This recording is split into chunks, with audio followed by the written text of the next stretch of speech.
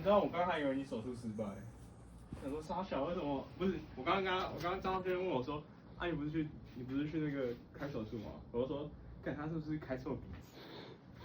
什么鬼啦？还可以就直接把我叫醒啊！不是，我不是跟你讲了，你他妈那时候起来不是看到更多人看着你？